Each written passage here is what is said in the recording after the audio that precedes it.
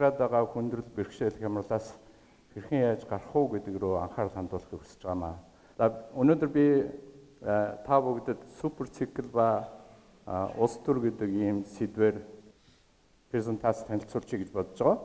За миний хүндэх гэж байгаа сэдв бол эхлээд супер циклийг ойлгох асуудал, хэвтрийн эдийн засаг гэж юу тухай, баглын баялаг ба уламжлалт аж ахуйн уялдаа холбоо, Монгол баян уу, стратеги эвсэлдэхгүй байх, төрийн өмчт компани гэж юу гэж ойлгох ёстой, орлогын менежментийг яаж хийх ёстой, байгалийн баялагын хартыг гэдэг материалуудыг та бүдэд танилцуулъя гэж ингэж бодож байгаа. Ер нь бол нэг 2000-аас 2012 оны хооронд бол сүүлийн супер цикл болоод өнгөрлөө. Ер нь бол дэлхийн эдийн засаг ийм циклтэй явдаг гэдгийг бол та бүгд мэдж байгаа бах. Энэ та бүгдэд өнөөдөр үзүүлж байгаа энэ презентац бол сүүлийн дэлхийн 200 жилд болсон циклийг харуулж байгаа. Ерөнхийдөө бүх эдийн үн бол дунджаар нэг 30-аас 50 жилийн циклээр бол явж ирсэн. Тэгэхээр сүүлийн цикл бол 2012 онд төгсгөл болсон. Одоо бол бид энэ циклийн уруудах шатн дээр байгаа. Тийм учраас нэг юмыг их сайн ойлгох хэрэгтэй. Тэрний үхээр бид нар цикл мөддөө эргэж ирэхгүй юм байна гэж ингэж ойлгох хэрэгтэй маа гэж хэлэх гээд байна. Супер циклийн энэ циклд манай улс төрийн мөчлгүүд яа таарсан тухай би энэ дээр график үзүүлэх гэж оролдсон. Ерөнхийдөө бол 2000 оноос хойш бүхий л сонгуулиуд бол яг супер циклийн одоо өсөлтөө бол давхцаж ирсэн гэдгийг хэлмээр байна. Супер цикл өсөж явах, түүх эдийн үн өсөж явахад бол хэр варгийн асуудал их хялбархан харагддаг, хэр варгийн амлалт өгөхөд их амархан харагддаг.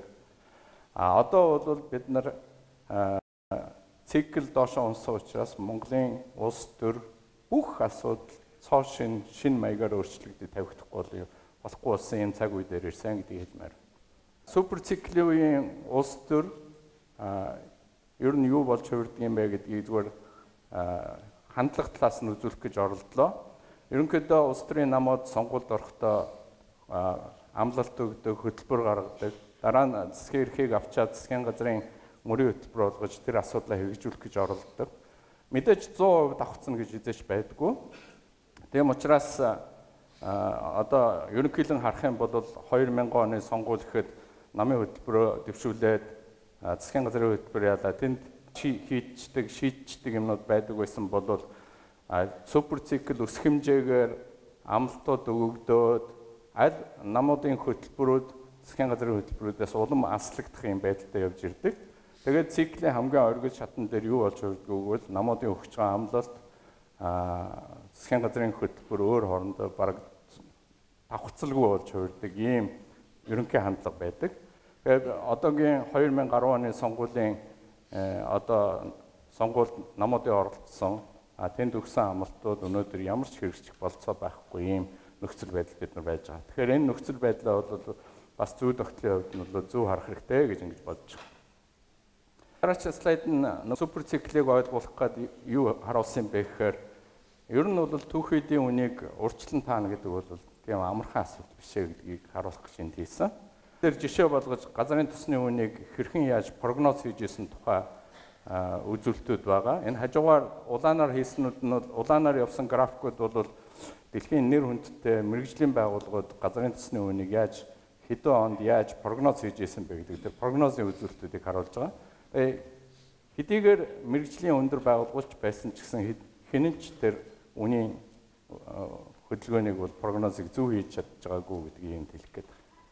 Тэгэхээр бол бид нар ямар ертөнцид амьдарч байгаа вэ гэхээр дэлхийн зах зээлийн үн савлгаатай ийм ертөнцид бид нар амьдарч байгаа юм байна гэдгийг бол ойлгох хэрэгтэй гэж хэлэх гээд байна. 12 онд цикл дууссан. Тэгэхээр энэ цикл дууссан одоо цаашаага цикл мөддөө ирэхгүй юм байна.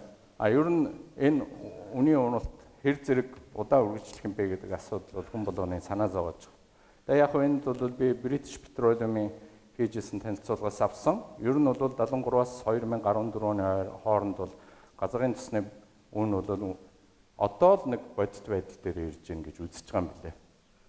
Тэгэхээр зөвхөн газрын тосны үнээр нь харах юм бол ерөөсөө л дөнгөж бодит байдал дээр ирж байгаа юм байна гэж ингэж үзэж байгаа бол мөддөө түүхийдийн үн өсөх юм уу? Энийг бол хүлээх шаардлагагүй гэдэг энэ суперциклийн энэ нөхцөл байдал онцлог байдлыг бол ойлгох гэж энийг слайдыг үзүүлж байгаамаа.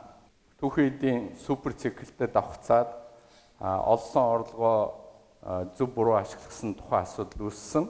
За энэтэй холбогдлолтойгоор ерөн зүгээр энэ ядуу буруу орнуудын эдийн засгийг хэрхэн яа тодорхойлдог вэ гэдэг дээр бас нэг шинэ нэр томьёог бол оруулах нь зүйтэй гэж бодож байгаа. Тэр нь юу гэхээр Jeffrey Sachs гэдэг Колумбийн их сургуулийн профессор Clinic Economics гэсэн тэр нь бол монгол хэл дээр хэвтрийн эдийн засаг гэдэг хэлчих нь арай хамгийн амархан баг. Яагаад ингэж эмнэлгийн нэр томьёо хэрэглэсэн бэ гэхээр эдийн засагт асар их олон өвдөлтүүд байна. Өвчин байна. Гэхдээ ганцхан онш тавьж идгээхэд хэцүү. Тийм учраас оншоо тавихын тулд системтэй оншилгоо хийх хэрэгтэй. Эмчилгээ нь өөрөө дараалттай байх тухай ямиг хүндчлэхийн тулд ийм эмнэлгийн нэр томьёо хэрэглэсэн байдаг.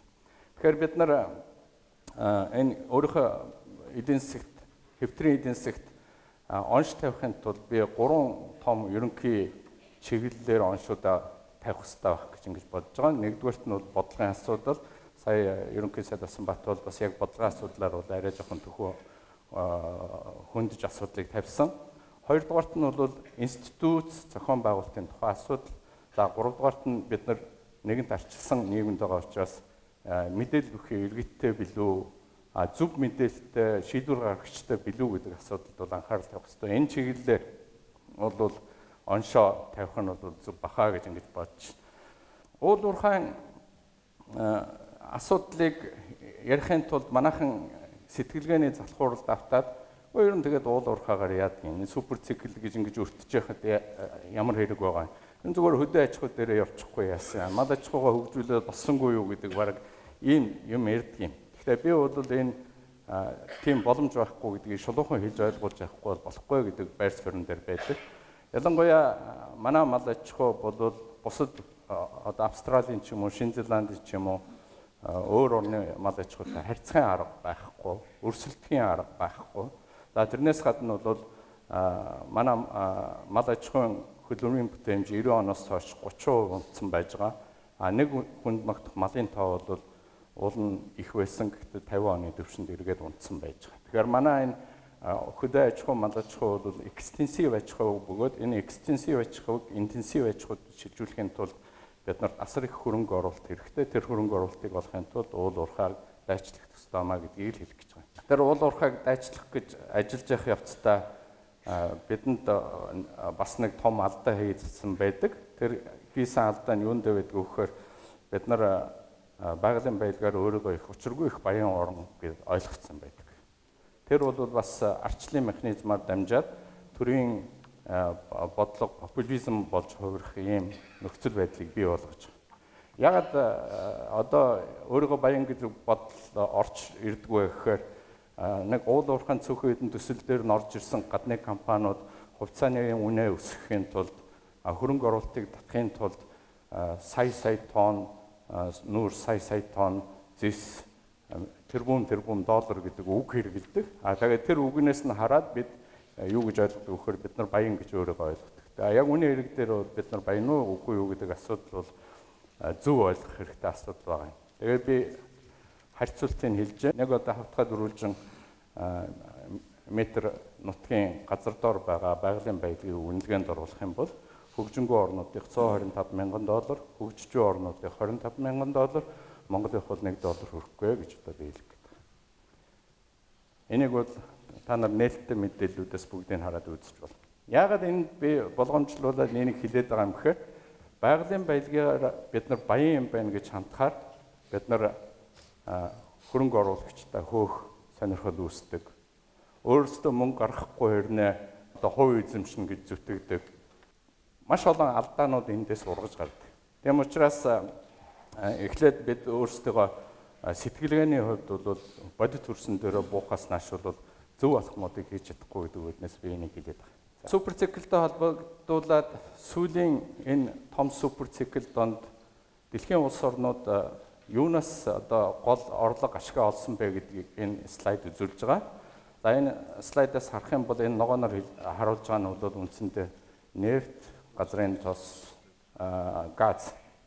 Тэгэхээр үндсэндээ газрын тос хийв бол байгалийн баялагын одоо гол цөм асуудал нь байсан. За тэнд тэр олон ногоон юмнуудын дунд нэг улаан өндөр байгаа. Тэр бол Ботсвана.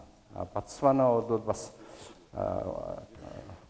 парахон хөгжилтэй орноос одоо өндөр бас хөгжилтэй орн нэг хүнд ногдох дотоодын нийт бүтээгдэхүүн $8,000 хүрсэн. Монголоос одоо бараг 2 дахин хэмжээнд хүрсэн. Ийм байдалтай. Энэ дотор Монгол ч гэсэн бас үзүүлэлт байж байгаа. Би зүгээр энэ слайдыг харчаад юу гэж бодож ирсэн бэ гэхээр ер нь бол байгалийн баялаг гэдэг энэ том ойлголт, супер цикл гэдэг ойлголт ихэвчлэн ер нь бол газрын тос байгалийн хийтэй холбоотой ойлгогддог ойлголт байна гэдгийг хэлэх гэж нэг үзүүлж байгаа юм. Бид нар байгалийн баялагаар тэмчих баян орн биш юм байна. Бидэнд геологийн эрэл хайгуул асар их хийх хэрэгтэй юм байна. Тийм ч учраас 1997 онд ашигт малтмалын хууль гаргаад ашигт малтмалын хууль нь өөрөө харьцангуй одоо хайгуулын эрэл хайгуулын юм халуур үүсгэх юм механизмаар хийгдсэн. Тийм ч учраас 97 оны ашигт малтмалын хуулийн одоо үр дүнд бол оюу толгой гэдэг орд газрыг бол нээсэн. За энийгээ бол бид нар бас ерөөсөө мартахгүй байх хэрэгтэй гэж хэлмээр. За цаашаа 97 оноос хойш ашигт малтмалын энэ оюу толгой ордыг нээгээд ашиглах өөр олон газруудад жижиг ордуудыг нээгээд жижиг хэмжээгээр эрэл хайгуул олборлтын үйл ажиллагаа явах шатн дээр бид алдаа хийж эхэлсэн. За ямар алдаа хийж эхэлсэн бэ гэвэл сэтгэл зүйн хувьд бол бид нар өөрсдөө баян өөрийнхөө баялагийг харамлах ёстой гэдэг үүднээс асуудалтай буруу хандж эхэлсэн. За тэрний нэг жишээ бол стратегийн орд гэдэг томьёо бол төрийн өмчил өөрөө мөнгө гаргахгүй эзэмших тэмүүлэл зарим гадны хөрөнгө оруулагч хандлагатай стратегийн салбар гэж тэр алдаануудыг хийж эхэлсэн. Энэ алдаанууд бол үндсэндээ бас хөрөнгө оруулагчдыг Монголын нутгаас хөөж явуулах ийм нөхцөл байдлыг бий болгосон гэж хэлмээр. Стратеги эвцэлдэхгүй байх гэдэг энэ ойлголтыг сайн ойлгох хэрэгтэй. Яагаад тэгэхээр бид нар Монгол өөрсдөө стратегтэй гэж боддог. Бид нар мундаг стратегийн ордтой, стратегтай. Миний стратеги, хүний стратеги хоёр нийлэхгүй бол хоорондоо яах юм? Тэгвэл хоёулаа хоорондоо ажиллаж чадахгүй шүү дээ. Яг нарийн дээр бол стратеги эвцэлдэхгүй байх гэдэг ойлголтыг ойлгож авахгүй болохгүй. Би тэрийг энэ зориуд зургаар харуулсан юм. Яг илүү их ойлголт. Уул нь бол strategic homogeneous, strategic heterogeneous гэж үг хэрэглэгддэг юм. Ер нь бол тэгэхээр уул уурхайн салбар бол тийм шин салбар биш. Яг нарийн дээр бол эртний салбар. Уул уурхайн салбарыг дөнгөж нөгөө хөгжүүлж явцад Африкийн орнууд одоо мань мэтийн орнууд бол нэх учиргүй стратегийн гэж боддгийн. Тэгээд өөрийнх нь бодсон стратеги нь хүний стратегтэй зөрчдөг юм. Тэгээд тэр зөрсөн стратеги дээр хоорондоо хэл амаа олж чадахгүй юм хөгжүүлж чадахгүй байдал ундаг. Ийм үеэ бол Африкийн ихэнх орн ардаа орхицсон. Бид нар тэр Африкийн ардаа орхицсон тэр үе шатн дээр дөнгөж бид нар явж байгаа ийм байдалтай байна. Тийм учраас стратеги эвцэлдэхгүй байх нь өөрөө том төслүүдийг хийж чадахгүй, явуулж чадахгүй ийм тусгаар байдал үүсгдэг. Стратеги эвцэлдүүлнэ гэдэг чинь бол өөрөөр хэлбэл нэг нь нөгөөдөө бууж өгнө гэсэн тухайн асуудал биш. Зүгээр прагматик бай. Өөрийнхөө эрх ашигыг хамгаалах аргаа бол хүний эрх ашигыг бодолцох аргаа бол нийлүүлж чадах юм бол стратеги эвцэлдэх тухайн асуудал байдаг. Харамсалтай нь бид иймэрхүү ойлголтуудыг оруулж чадахгүй ийм юм дээрээс бол алдаа гаргаж байгаа гэдгийг хэлмээр. Стратегийн асуудал хууль тогтоомж эднэрэ хийхдээ энэ буруу бодлоор юмнууд хийсэн учраас олон алдаануудыг гаргасан. Одоо ч жишээлбэл манай хууль тогтоомч дотор шууд уншаад анханасаа энэ ямарваа нэгэн том төслийг хэрэгжүүлэхэд энэ төсөл ажиллахгүй гэж шууд дүгнэлтээ хэлээд өгчих болохоор тийм заалтууд зөндөө байдаг. Тэгэхээр бид нар энэ байдлаас одоо бодлогоо бүтэн эргэж харах шаардлагууд байгаа гэж хэлмээр. Гол нь уул уурхайн орлогоос ихэнх орнууд юу өөртөө ашиг юу гэж унгадаг вэ гэхээр уруйлтын ашигт малтмлын нөгөө ашигласны татвар авдаг. За орлогын татвар авдаг. Өөр одоо уус цахилгаан хэрэглэсэн хураамж, газрын одоо хураамж олон зүйлээр бол татвар авдаг. Гэсэн хэдий ч гэсэн тухайн оронд ямар асуудал үүсдэг вэ гэхээр би л ерөөсөө өөрийнхөө баялагийг хүнд ашиглуулад нэг л бага юм аваад байгаа юм шиг санагдаад байдаг. Сэтгэл нь ханддаггүй. Тэр сэтгэл ханддаггүй байдал үүсгэдэг вэ гэхээр альва төсөл дотор тэгвэл бид нар төрийн өмчийн оролцоо байх ёстой гэж зүтгэдэг. Тэгсэн хэрнээ төрийн өмчийн оролцоо байх ёстой гэж зүтгэх хэрнээ тэр төрийн өмчийнхээ оролцооны үүрэг хариуцлагыг хүлээхгүй үнэгүй аавна гэж зүтгэдэг. Тэгэхээр манай төслүүд бүгд унж эхэлдэг. Бизнесийн биш болж хувирдаг. Төрийн өмчөөр эзэмшил байлгах юм бол миний баялагаас хүртэх юм илүү болно гэж боддог. Ганаад явагддаг. Тэгээд үүний хэрэг дээр та бүгдэд үзүүлж байгаа энэ үзүүлэлт бол байгалийн баялагын засаглалын индекс гэдэг үзүүлэлтийг үзүүлж байгаа. За энэ засаглалын индекс дотор үнэхээр төрийн өмчийнхаа уул уурхайн компанийг гартаа бариад зөв хийж чадж байгаа улс нь хэд байна? Хийж чадахгүй улсууд нь хагас одоо зөв хийж байгаа улсууд нь ямар орнууд байна? Ямар компаниуд байна? Өөрөөсөө бүр дампууруулаа хийсэн ямар компаниуд байна гэдэг үзүүлэлтийг энэ Resource Governance Index гэдэг үзүүлэлтийг би та нарт үзүүлж байгаа. Энэ өөрөө би даасан бас судалгаатай.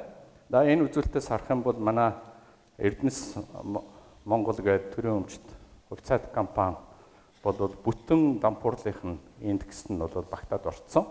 За яг энээсээ дагуулад Эрдэнэс 5 толгой босод төрийн өмчийн компаниуд бүгд дампуурсан ийм байдалтай явж байгаа. Байгалийнхаа баялагаас ашиг хүртэн илүү их хувь авна гэж тэмүүлээд төрийн өмчийн компаниудыг байгуулад тэрийг менежлж чадахгүй, зөв менежментэнд оруулж чадахгүй бол тэгвэл юм байгалийн баялагийг өөртөө ашиглах тухай биш, бүр өөрийнхөө байгалийн баялагийг тавьж туухын юм ажилд ордог.